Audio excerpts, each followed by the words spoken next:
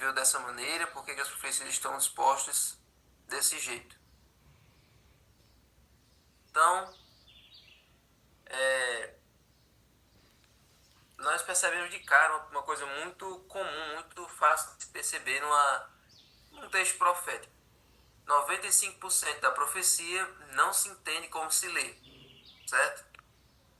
Se você pegar um livro profético qualquer, você provavelmente vai cair em alguma parte que você não vai entender de cara. Você vai achar que aquilo é... Quem não conhece a Bíblia vai achar que aquilo ali é uma fábula, uma invenção do escritor, que aquilo ali é um devaneio dele. Então, se você for abrir a Bíblia ao acaso, que nem aquele povo que diz assim: eu vou descobrir qual é a vontade de Deus para minha vida, e vai e abre qualquer livro assim aleatório e coloca aqui o dedo numa parte e diz assim: atearei fogo no Egito, a cidade de Sim terá grande angústia, Tebas será destruída e Mênfis terá adversários em pleno dia. Se você abrir a Bíblia assim aleatório, colocar o dedo e achar que aquilo é a vontade de Deus para você, não vai funcionar. E vai que você cai no livro profético. O livro profético, ele é bastante... a maior parte da linguagem dele é figurativa, não é verdade. Não é literal, certo? Agora, existem partes proféticas, existem partes reais, literais. No livro profético, existe. A gente está estudando Daniel e a gente vê que Daniel tem 12 capítulos. 6 são históricos, 6 são proféticos, certo? E mesmo na parte histórica tem duas partes ali que são proféticas. Por exemplo, o sonho da estátua e o sonho da árvore. Mas tem a parte histórica e tem a parte profética. Isaías. Isaías é um livro de profecia. A maior parte das profecias direcionadas ao povo de Israel. Mas aqui e acolá tem um capítulo que não é profecia, é uma história da vida de Isaías. Mas a maior parte dos livros proféticos é figuração, é simbologia, certo? Então, não adianta você estudar as profecias de qualquer maneira. Não adianta você achar que vai... você aplicar tudo no literal. É que nem aquela história do pastor que não conhecia as profecias, e aí ele ensinou aos membros da igreja que a besta ia sair do mar com 7 cabeças e 10 chifres, e por isso todo mundo estava proibido de ir para a praia dali em diante. Diga aí, então isso aí não é a maneira certa de estudar a Bíblia nem as profecias. Não é no achismo, não é aplicando tudo no literal. Temos que entender como é que a Bíblia ela se explica, certo? E qual é a maneira certa de estudar a Bíblia? Todo mundo aqui já ouviu falar disso. A maneira certa de estudar a Bíblia está lá em Isaías 28, 10. Isaías 28, 10 diz o seguinte: que nos fala como uma criança, repetindo palavras e frases. Porque é preceito sobre preceito, preceito e mais preceito, regra sobre regra, regra e mais regra, um pouco aqui e um pouco ali. Eu estou lendo aqui na Bíblia laranja, está numa versão diferente, mas na Bíblia preta está dizendo desse jeito que eu disse, que eu acho melhor. É um pouco aqui e um pouco ali sobre o mesmo assunto. Então, para estudar a Bíblia, nós pegamos um texto difícil e comparamos com outros textos mais fáceis. Eu pego um texto antigo e comparo com um texto do Novo. Uma doutrina precisa estar fundamentada no Antigo e no Novo Testamento para ser verdade. Sabia disso? A gente não tem nenhuma doutrina da igreja adventista, nenhuma crença baseada apenas em uma parte da Bíblia, apenas no Antigo ou apenas no Novo. E nós não temos nenhuma doutrina baseada em Ellen White, certo? Todas as nossas doutrinas e crenças são baseadas na Bíblia, no Antigo e no Novo Testamento. Tem textos em toda a Bíblia apoiando o mesmo dogma. Então a profecia é do mesmo jeito. Para você entender uma profecia, você tem que pegar textos ao longo da Bíblia que falem sobre aquele significado daquele símbolo. Então nós vamos descobrir isso aí. Agora, por que foi escrito na linguagem profética? Por que não foi escrito de forma literal?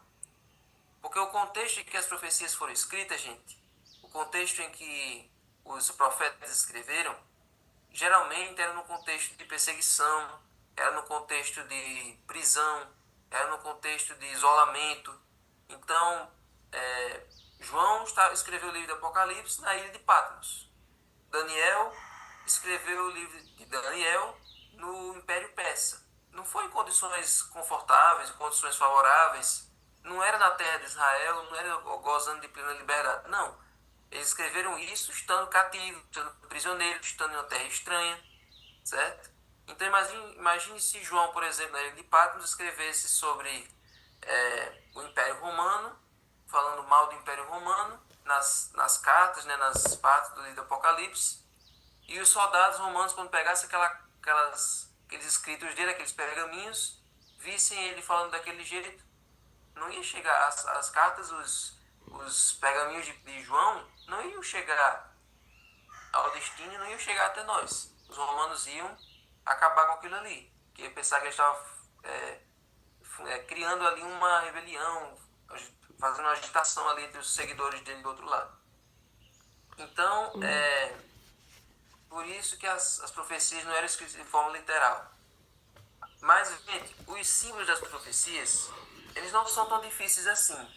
Às vezes, pelo próprio contexto, você tem como saber o que é. E os símbolos, para nós, parecem muito estranho, mas para as pessoas, para quem que receberam esses símbolos pela primeira vez, no tempo de João, no tempo de Daniel, esses símbolos eram bastante comuns, sabe? Eles eram bem ligados a coisas que eles conheciam no dia a dia. Para nós, hoje, tem vários símbolos que ficam um pouco assim datados na nossa mente. Isso não faz muito sentido. São objetos, são ícones muito antigos, que eram atuais na época de Daniel e de João, certo? E lembre-se, tem muitas formas, muitos símbolos que são apresentados, que é apenas a forma como o profeta entendeu aquela imagem. Apareceu uma imagem para ele, apareceu uma figura para ele, e ele não conseguiu descrever em outras palavras, ele arranjou o mais parecido com o que ele conseguiu descrever. Entendeu? Então, tem muitas, por exemplo, a imagem que a gente tem de anjo. Um homem, compridas, loiro, né, que tem muita gente que imagina que o anjo é loiro, e com asas. Asas de pombo, asas de pássaro. Essa é uma imagem que a gente tem das imagens, das figuras, e é a maneira como nós conseguimos visualizar isso, por causa dos textos da Bíblia. Mas vai que quando a gente for para o céu, a gente vai descobrir que os anjos são totalmente diferentes. Não tem nada a ver com a imagem que a gente criou a vida toda. Entendeu? Então, gente, as profecias não foram escritas de forma literal para elas poderem ser preservadas até os dias de hoje. Agora, eu vou falar para vocês de 3 formas de entender as profecias. 2 são erradas e uma é a verdadeira, que é a maneira como nós usamos. Essa primeira forma, gente, chamada de preterismo, é uma que muitos estudiosos usam e eles aplicam todas as profecias da Daniel, Apocalipse, né, as profecias principais, eles aplicam essas profecias todas para o passado. Ou seja, não tem nenhuma profecia para o presente e não tem nenhuma profecia para o futuro. Todas já se cumpriram no passado. Não adianta você criar expectativa com relação a coisas do futuro, né, volta de Jesus, né, milênio, nova terra. Não precisa você criar expectativa com relação ao futuro, porque tudo já se cumpriu no passado. Essa é a primeira linha de pensamento. A segunda é o futurismo. Ele pega todas as profecias e diz, olha, nenhuma se cumpriu ainda. Certo? Pode criar expectativa, pode ficar animado, porque tudo vai se cumprir no futuro. Não tem nada no presente, nada aconteceu no passado. No passado, pode esquecer o passado não tem nada demais. Tudo é no futuro. Tudo é para depois. Então, essas 2 linhas de pensamento, gente, são totalmente descartáveis. As profecias, elas têm profecias que já se cumpriram, que estão se cumprindo e que vão se cumprir.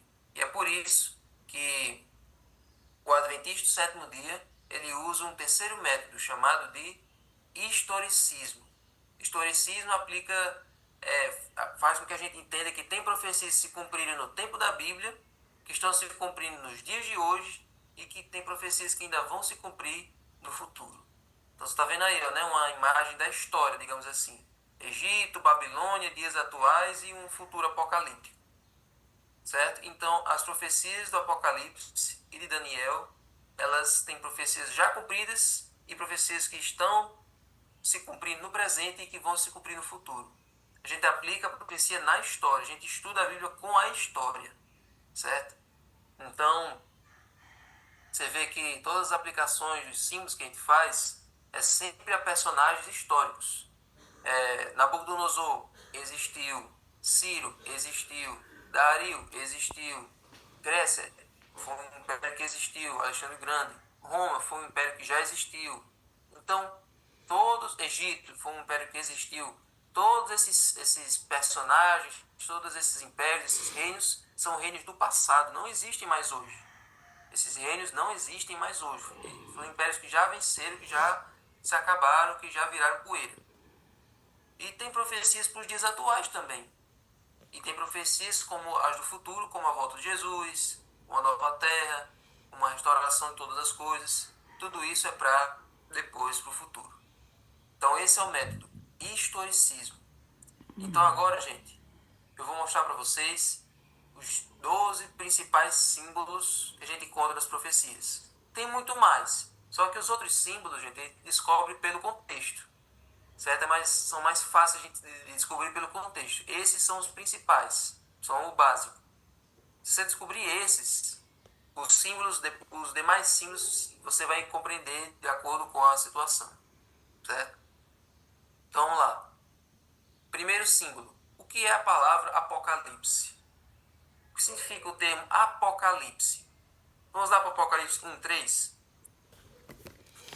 É a primeira vez que aparece esse termo. O livro Apocalipse, capítulo 1, versículo 1. Eu disse 3, né? Ali, mas é o 1. Já tem a explicação, ó. Revelação de Jesus Cristo, a qual Deus lhe deu para mostrar aos seus servos as coisas que em breve devem acontecer, e que ele, enviando o seu anjo, deu a conhecer ao seu servo João. Hoje, as pessoas leem o nome Apocalipse e já ligam a coisa ruim, já ligam a tragédia, já ligam a confusão, mas a gente sabe que Apocalipse significa revelação, certo? Apocalipse significa revelação. Tem uma palavra grega que é a junção de apo mais calipse. Se eu não me engano, apo é o que está escondido e a calipse é revelar. Então, Apocalipse é a revelação do que estava escondido, é a revelação do que estava velado, do que estava oculto. Então, o livro de Apocalipse nada mais é do que uma revelação de Jesus Cristo. É Jesus Cristo revelando para nós todos os planos dele para o nosso futuro. Revelando para nós que tudo que está acontecendo na nossa vida vai se encaminhar para um final feliz. Por mais que a história tenha episódios tristes, tenha episódios pesados, tenha episódios negativos, episódios em que parece que o mundo vai se acabar, mas o povo de Deus está sendo guardado pelos anjos de Deus e pela mão de Deus, e ele vai atravessar cada reino, cada império, cada perseguição, tudo de ruim que vai acontecer, e ele vai nos conduzir para o dia da volta de Jesus. Então, não olhe para o Apocalipse como um livro ruim. Não olhe para o Apocalipse como um livro que só fala de tragédia, só fala de destruição. É um livro da felicidade. É o livro, se você parar para prestar atenção, o Apocalipse é o livro mais doce da Bíblia. Porque mostra o mal sendo destruído e o bem triunfando. Jesus vence e com ele vencem aqueles que estão do lado dele. Amém. Então, uma coisa que você tem que entender quando estudar as profecias, essas profecias de Daniel e Apocalipse, é que essas profecias são positivas para nós. Não fique assustado, não fique com medo, não fique com paranoia, porque essas profecias são ótimas, são profecias de esperança para a nossa vida, certo? Gente, daqui a 2 minutos o Zoom vai fechar, e aí é só vocês entrarem no mesmo link, certo? No mesmo link que está no grupo do Distrito, que está aqui no grupo do Eliseu, entre no mesmo link que nós vamos continuar. Aí olha só. Agora nós vamos para um símbolo aí muito comum. Se você aprender esse símbolo aí, você já vai saber, já está meio caminho andado já. Daniel 7, 17 e 23, diz assim, ó.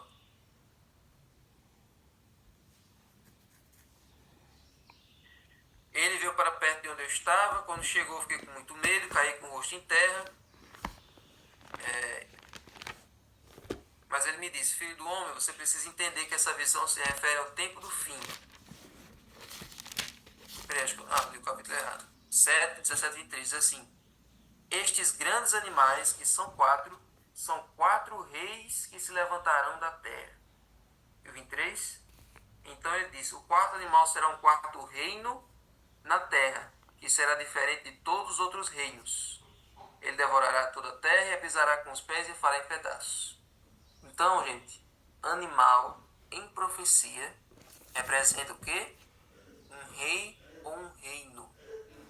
Aprenda isso. Pode significar tanto um rei, uma pessoa, como um reino. É mais como um reino, certo? Um império, um reinado que já existiu, certo? Toda vez que você viu um animal, representa um rei ou um reino, certo? Então, quando fala besta de 7 cabeças e 10 chifres, é um reino. Quando fala um leão com 2 asas, é um reino. Um urso com 3 costelas na boca, um leopardo com 4 cabeças e 4 asas, um animal terrível e espantoso. Não são animais literais. Representam reinos que já existiram.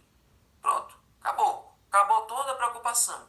Não tem para que ficar com medo das profecias. É isso aí. É só um símbolo.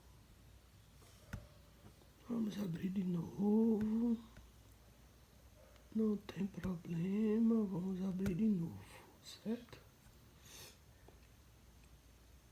O WhatsApp fechou. Vamos lá.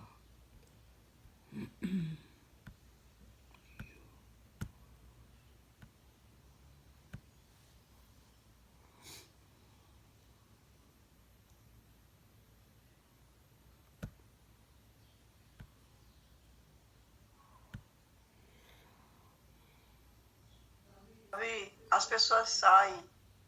Não é por causa do link não saber entrar de novo, não. É porque tem umas pessoas que precisam sair nesse horário. Se for no Meet, as pessoas vão sair do mesmo jeito.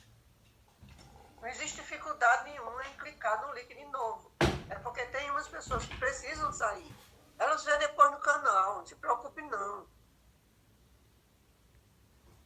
Tem algumas pessoas que precisam sair. Então tem que fazer alguma estratégia para, não sei, começar a decidir. A estratégia seria começar mais cedo. Mas depende se a maioria concorda.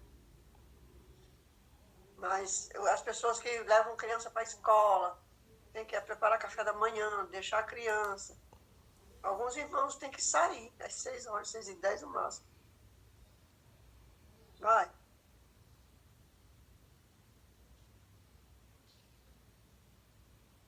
Então, vamos terminar com os que estão aqui. Vamos lá. Então, vamos lá, gente. Então,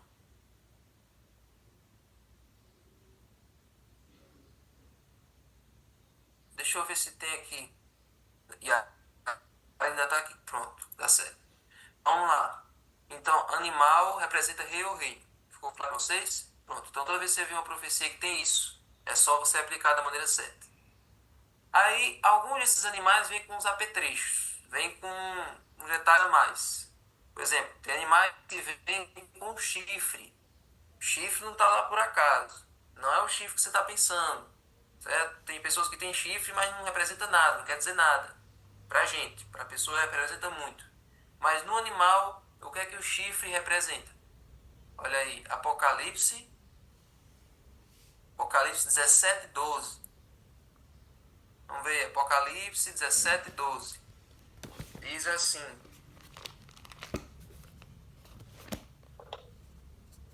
17:12 fala o seguinte: os 10 chifres que você viu são 10 reis que ainda não receberam rei, mas recebem autoridade como reis, como a besta durante 1 hora. Então, é animal, mas ele pode ser um pouquinho mais amplo. Representa um poder, um rei ou um reino. Ou seja, pode significar tanto um poder político, um rei ou um reino, como um poder, né, uma instituição diferente, certo? Então, poder, rei ou reino. Então, animal e chifre tem quase o mesmo significado, só que chifre tem esse que a mais, que pode ser uma instituição. Não precisa ser uma instituição política, um rei ou um rei, pode ser uma instituição qualquer, uma instituição de grande porte, certo? Que tem influência. Então, animal e chifre, vocês já entenderam. Próximo símbolo. Um dia. É bom. As profecias têm muito esse negócio de prazos, de períodos de tempo. Então, quando aparecer dia para nós, quando aparecer dia numa profecia, um dia profético representa quanto no literal? Ezequiel, acho que está cobrindo aí o texto, né? Ezequiel 4, versos 6 e 7. Ezequiel 4, 6 e 7 diz o seguinte, ó. Quando você tiver cumprido esses dias, deite sobre o seu lado direito. Você levará sobre si a maldade da casa de Judá durante 40 dias. Um dia para cada um, certo? Então aqui Deus disse para Ezequiel dormir de banda por 40 dias, representando 40 anos. Então em profecia, dias representam anos. Inclusive, lá em Levítico, quando Moisés manda o pessoal, os espias, irem espiar a terra, ele diz, ó, vocês foram lá por 40 dias, cada dia representando um ano da trajetória de vocês no deserto. Então, as profecias representam anos. Então, 2.300 dias. Então, 2.300 tardes e manhãs, porque na Bíblia, tarde e manhã é a mesma coisa que um dia. Certo? Isso tem lá desde Gênesis 1. Aparecer dias ou apresentar tardes e manhãs, você já pode saber que aquilo ali é falando de anos, guys. E também tem aquele outro texto que para Deus um dia é como se fossem ou melhor, que 1.000 anos para Deus fosse um dia, mas entenda que um dia em profecia representa um ano literal. Agora, quando apareceu o termo tempos, por exemplo, passou um tempo, 2 tempos, está um tempo. Quando a gente começou a estudar Daniel, eu fui para esse verso e disse, olha, lá para frente nós vamos entender o que quer dizer isso. Quando aparecer tempo em profecia, 2 tempos, 3 tempos, 7 tempos, Nabucodonosor virou bicho, 7 tempos. O que quer dizer tempos, profecia? Daniel 11, verso 13. Assim, ó.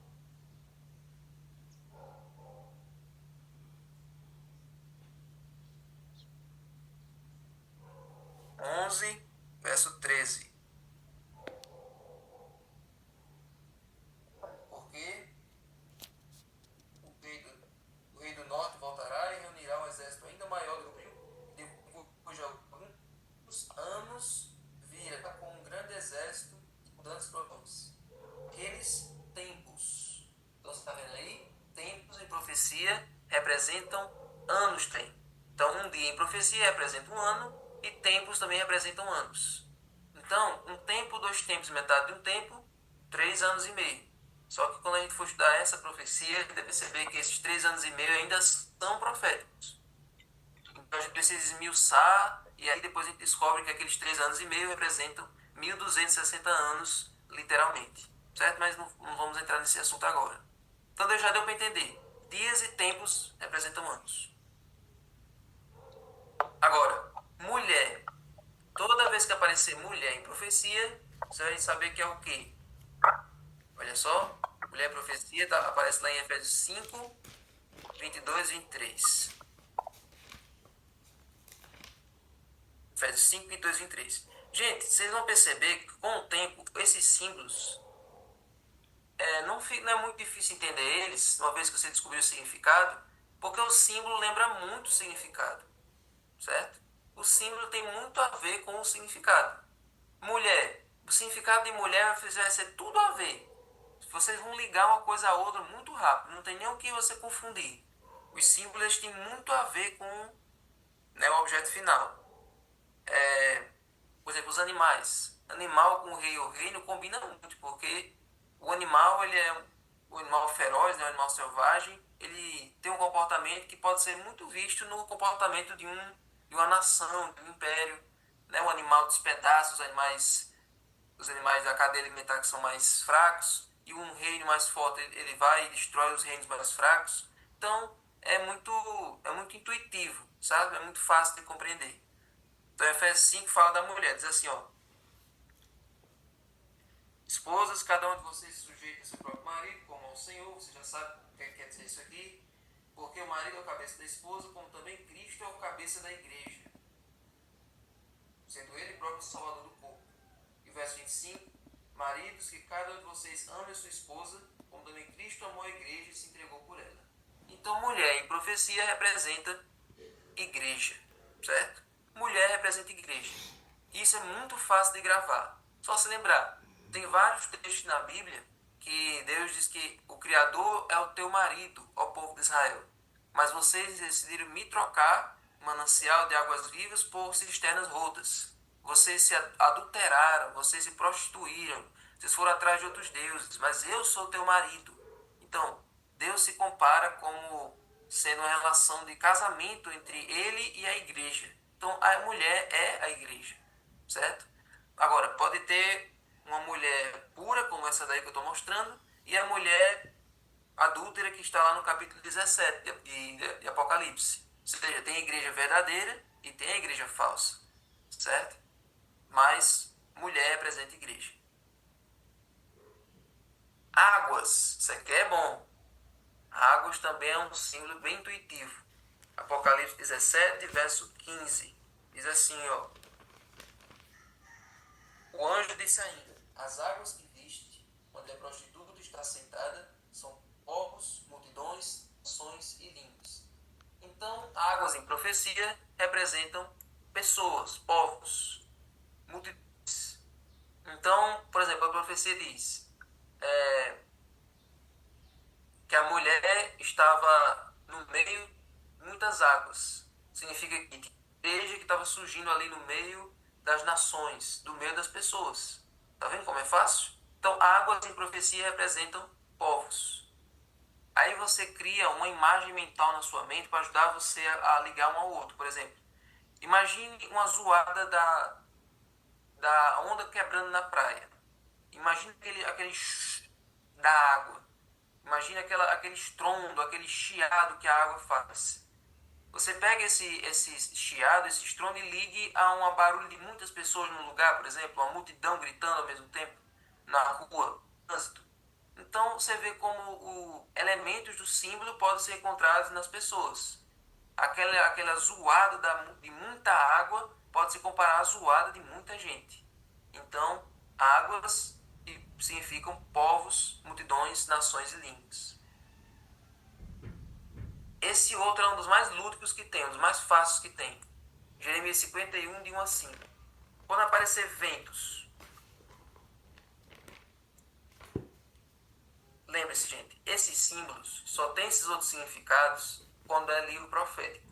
Não vá ler um livro histórico como Samuel, como Reis, como Juízes, e achar que dá para você aplicar isso numa história, numa parte histórica. Essas profecias, esses símbolos, já está dizendo, símbolos da profecia.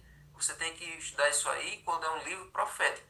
Não vá para os evangelhos, não vá para as cartas, não vá para Gênesis, tentar aplicar isso aí, porque isso não vai confundir sua cabeça. Aplique somente nos livros proféticos. Então, Jeremias 51 diz o seguinte, ó: assim diz o Senhor: eis que levantarei um vento destruidor contra a Babilônia e seus habitantes. Enviarei estrangeiros contra a Babilônia, que a lançarão ao vento, como quem separa o trigo da palha, e deixarão a terra deserta. No dia da calamidade, virão contra ela de todos os lados. Que os flecheiros não tenham tempo de tesar o arco, nem de vestir suas armaduras. Não poupe os seus jovens. Destrua por completo todo o seu exército. Então, ventos, gente. Ventos representam guerras, conflitos, certo? Também é muito fácil você ligar o símbolo ao significado. Pense que quando fala de ventos, não está falando de brisa, não está falando de um vento de ventilador, não está falando de uma coisa suave, de uma calmaria, não. Ventos é furacão, é destruição, é um tornado destruindo tudo, arrancando telhado, quebrando as casas. E isso tem tudo a ver com o que uma guerra faz. Uma guerra passa destruindo, assolando tudo pela frente. Então, ventos em profecia representam guerras. Então, os anjos estão segurando os 4 ventos sobre a terra. Não é ventos de furacões, não é o Katrina, não é um redemoinho. São guerras, é uma destruição em massa que a terra que vai acontecer no futuro com a terra toda, mas que hoje Deus impede de acontecer por amor a nós. Os anjos estão segurando esses 4 conflitos, essas 4 ondas de tragédias sobre o mundo por amor a nós. Por misericórdia ao seu povo que ainda está aqui e que ainda está sendo selado. Certo? Então, ventos representa guerras. Outra coisa, dragão. Dragão é um símbolo muito... Só tem uma pessoa, só tem um personagem que tem as características de um dragão na Bíblia. Dragão é um animal? É. É um animal mitológico. Não existe dragão na vida real. Existe um dragão de Komodo, mas é só uma lagartixa. Um lagarto. Mas dragão, gente, é um animal mitológico, um animal assim que não existe. Mas ele não representa um rei literal, um reino humano. Ele não representa um poder, uma instituição humana. Ele representa um poder muito mais perigoso, um poder muito mais sério. Está em Apocalipse 12, 9, diz assim: e foi expulso o grande dragão, a antiga serpente que se chama Diabo e Satanás, o sedutor de todo mundo. Ele foi atirado para a terra e com ele os seus anjos. Dragão representa Satanás. Só ele, o dragão só pode ser um personagem que é Satanás. Não é nenhum poder terreno. Então, aqui fala já 2 símbolos de uma vez: dragão e serpente. Certo? Dragão e serpente representam Satanás. Certo? Então, quando aparecer serpente em profecia, você já sabe de quem está falando. Quando aparecer dragão, você também já sabe de quem está falando. Outra coisa, a cauda do dragão. Olha que interessante. Tem o dragão, mas o dragão tem uma cauda. A cauda do dragão representa o quê? Isaías 9:15. Deixa eu ler primeiro aí em Apocalipse 12, eu quero ler com vocês verso 4. A sua cauda arrastou a terça parte das estrelas do céu, as quais lançou para a terra. E o dragão se deteve... Tá bom, só até aqui. Então, a cauda arrastou a terça parte das estrelas do céu. Se o dragão é Satanás, o que representa a cauda do dragão? Vamos lá para Isaías? Isaías 9:15, diz assim, ó. Isaías, capítulo 9, verso 15. O ancião e o homem de respeito são a cabeça, e o profeta que ensina mentira é a cauda. Então, cauda aí não é calda de chocolate, não é calda, não é caldo de cana, é cauda de rabo. O rabo do dragão representa o engano que Satanás faz para seduzir as pessoas. Então, o dragão é Satanás e a cauda é o engano, é falso profeta, é mentira. É com as mentiras, é com os enganos que Satanás pega as pessoas. Aí você viu lá em Apocalipse que a cauda arrastou a terça parte das estrelas do céu. O que é estrelas? Em profecia. Estrelas em profecia, Daniel 12:3 diz assim, ó.